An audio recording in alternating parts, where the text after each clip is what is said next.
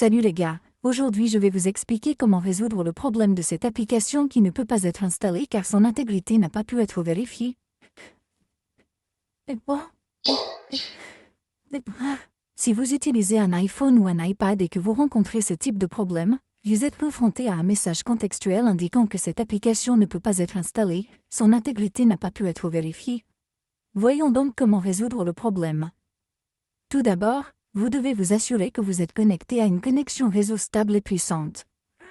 Après cela, vous devez aller dans vos paramètres, aller dans Général, aller dans Gestion des périphériques VPN et vous devez vous assurer que vous n'êtes connecté à aucun VPN, car votre VPN peut affecter le contenu basé sur la localisation. Une fois que vous avez terminé, vous devez à nouveau aller dans Général, aller dans Mise à jour logicielle et vous devez vous assurer que vous n'avez aucune mise à jour logicielle en attente, car une mise à jour logicielle en attente peut contenir ce type d'erreur. Après cela, vous devez simplement revenir en arrière et aller dans Stockage iPhone, et vous devez vous assurer que vous avez environ 10 à 15 GB libres et que votre stockage iPhone est suffisant pour télécharger, installer et exécuter n'importe quelle application. Une fois que vous avez terminé, vous devez revenir en arrière, puis aller dans les paramètres de temps d'écran, puis dans les restrictions de contenu et de confidentialité.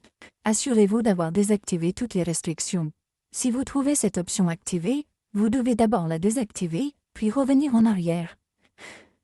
Allez dans les applications, puis dans l'App Store. Assurez-vous d'avoir activé certaines options. J'ai également activé la localisation et les notifications. Vous devez ensuite activer cette option et l'option contenu de l'application. Sélectionnez ensuite téléchargement d'application. Vous devez sélectionner toujours autorisé.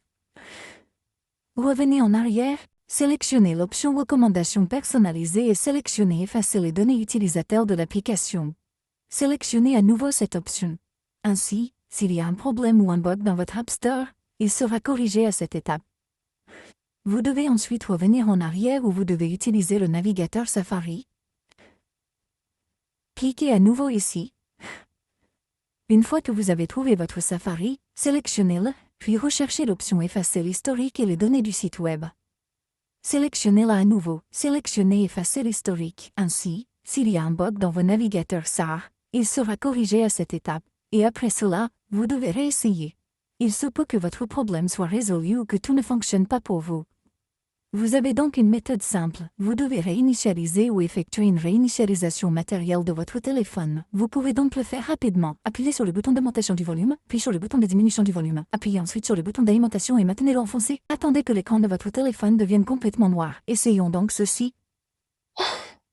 Maintenir enfoncé le bouton d'alimentation après avoir appuyé rapidement sur le bouton d'augmentation du volume puis sur le bouton de diminution du volume. Attendre que l'écran devienne noir. Et là, une fois que vous obtenez l'écran noir, vous n'avez plus qu'à attendre le logo Apple. Et une fois que vous obtenez le logo Apple, vous devez relâcher le bouton et attendre que votre téléphone redémarre.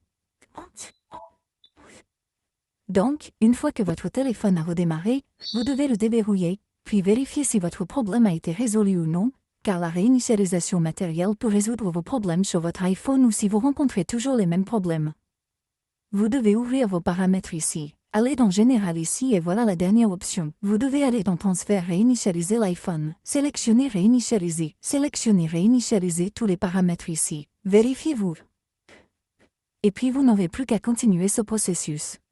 Après avoir réinitialisé tous vos paramètres, votre problème sera résolu. Cela ne supprimera aucun type de données. Vous pouvez donc facilement essayer cela et après cela, votre problème sera résolu. Merci beaucoup d'avoir regardé la vidéo. À la prochaine vidéo. Au revoir.